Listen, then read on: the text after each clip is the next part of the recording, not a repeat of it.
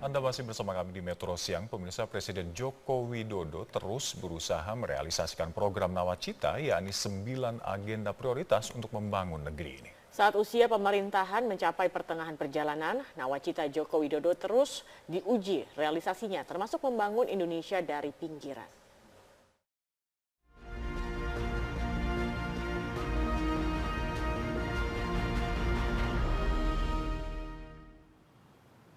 Dua setengah tahun pemerintahan Jokowi JK bergulir, kini tanya mulai terlontar di benak publik. Apa kabar Nawacitamu kini? Sudahkah tol laut, pemerataan ekonomi hingga pembangunan dari pinggiran Indonesia sudah terlaksana? Atau hanya semua itu hanya sebatas wacana?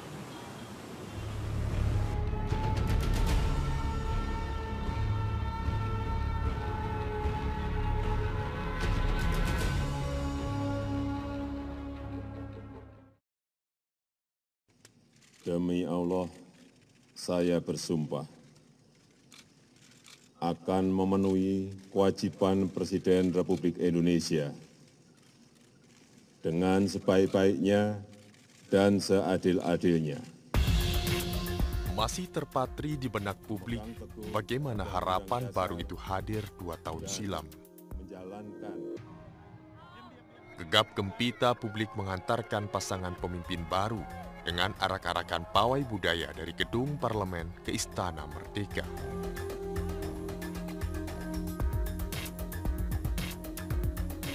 Mengusung tema Nawacita dengan 9 agenda prioritas, Jokowi JK mantap untuk membangun Indonesia 5 tahun ke depan.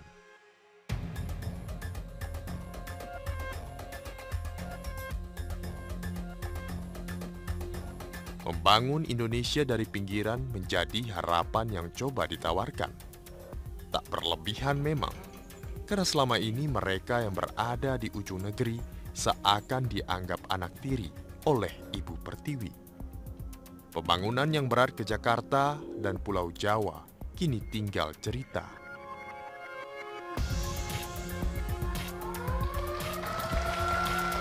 Dua tahun lebih berlalu, citra itu mulai diperbaiki oleh pemerintahan Jokowi JK. Pos lintas batas negara yang dulunya tak lebih mewah dari pos sapam sekolah dasar, kini diubah menjadi pos megah dengan fasilitas mewah. Jokowi ingin pos lintas batas negara tak hanya sebagai tempat lalu lalang semata, tapi juga bisa menjadi titik tumbuh kembangnya ekonomi.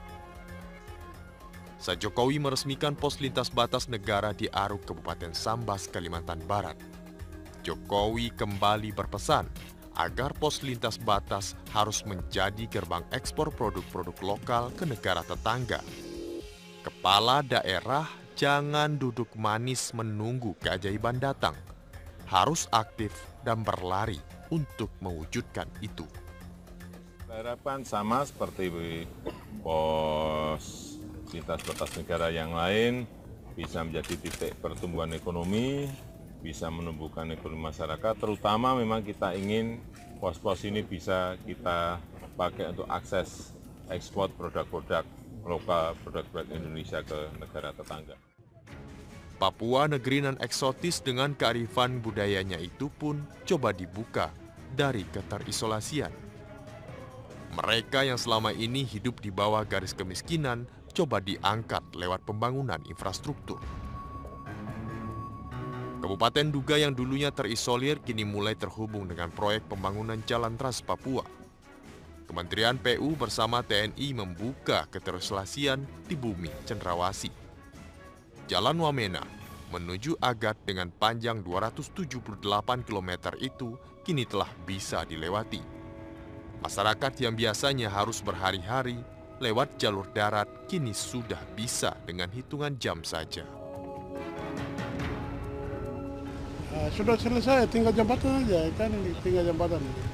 Ya, kita laporkan tadi sebenarnya kalau bisa dia mau resmikan. Tol laut yang coba terus didengung-dengungkan saat kampanye lalu mulai terlihat wujudnya. Semangat ingin menyamaratakan harga-harga di Pulau Jawa dengan pulau terluar adalah harapan yang coba dibangun. Ini cara Jokowi mewujudkan keadilan sosial bagi seluruh rakyat Indonesia. Jadi kembali ke masalah harga. Kalau semuanya sambung, barang-barang itu akan sama harganya di semua tempat. Tidak bisa semen misalnya di Sulawesi harganya 70.000, kemudian di Wamena misalnya sampai 800.000. Ini harus dirampungkan, harus diselesaikan masalahnya Pak, infrastruktur. Begitu juga halnya dengan proyek listrik 35.000 MW yang terus dikebut. Meski sebagian kalangan menganggap proyek itu bak cerita membangun candi semalam suntuk, namun Jokowi tetap optimis hal itu dapat terwujud. Demi memenuhi kebutuhan pasokan listrik, pemerintah mencoba mencukupi dengan membangun pembangkit listrik tenaga gas, mobile power plant. Tambahan daya listrik ini diyakini mampu memenuhi kebutuhan listrik rumah tangga. Meski membangun dari pinggiran, bukan berarti ibu kota terlupakan. Sejumlah proyek infrastruktur coba dikebut demi memperbaiki wajah ibu kota negara. Kereta api bandara misalnya, proyek yang dibangun dengan memakan dana 2,5 triliun rupiah itu dapat digunakan pada tahun ini. Dengan panjang lintasan 36 km dapat ditempuh dalam waktu 57 menit, mulai dari stasiun Manggarai hingga ke stasiun bandara. Kereta bandara diharapkan jadi moda transportasi alternatif agar bisa memangkas waktu tempuh dengan adanya akses yang terintegrasi langsung ke bandara. Berangkat dari sejumlah pembangunan infrastruktur itu, tentu belum saatnya pemerintahan Jokowi JK bertepuk dada. Banyak tugas yang belum terlaksana. Jokowi JK, nawacitamu masih terus dinanti. Kritik dan puja tentu biasa. Kini di tengah babak kepemimpinan, publik menanti gebrakan dari sang pemimpin negeri. Tol laut yang diimpi, revolusi mental yang dinanti terus menggema di ujung bumi Ibu Pertiwi. Saya Kopi Mandani dan juru kamera Agustin Lawrence untuk catatan pewarta Istana.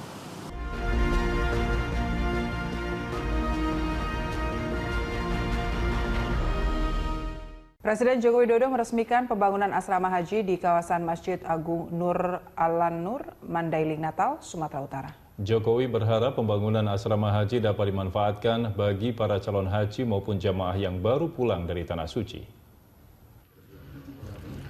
Pembangunan asrama haji Kabupaten Mandailing Natal yang berada di kawasan Masjid Agung Nur Alam Nur Mandailing Natal mengawali kunjungan kerja Presiden Joko Widodo dan Ibu Negara Iriana Widodo ke Mandailing Natal, Sumatera Utara. Asrama haji yang pertama yang ingin kita mulai pada hari ini, semoga nantinya bermanfaat bagi seluruh calon jemaah haji maupun jemaah haji yang pulang dari Tanah Suci. Pembangunan asrama haji ini merupakan upaya pemerintah seiring penambahan kuota haji yang diberikan pemerintah Arab Saudi.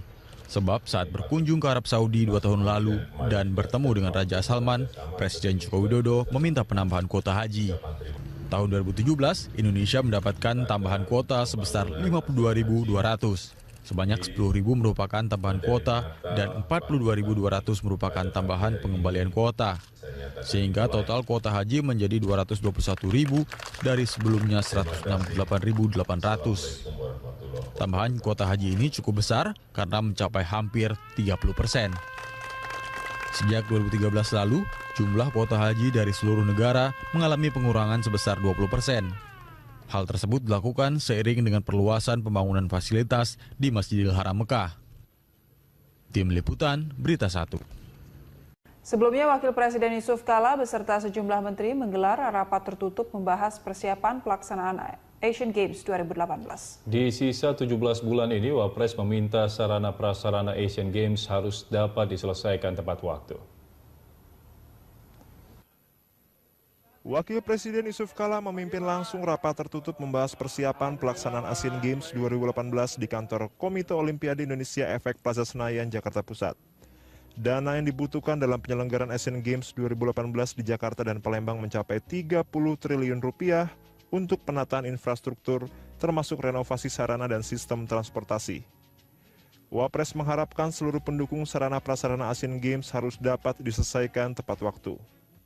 Untuk mengevaluasi penyelenggaraan, juga bagaimana sarana kesiapan atlet kita, karena waktu ini bisa 17 bulan, jadi membutuhkan suatu evaluasi terus-menerus, karena dalam Asian Games itu 3 hal yang kita harus capai, yaitu pembangunan sarana, venue atau renovasi, yang kemudian tentu di samping dipakai Asian Games ini juga diwariskan untuk acara-acara selanjutnya.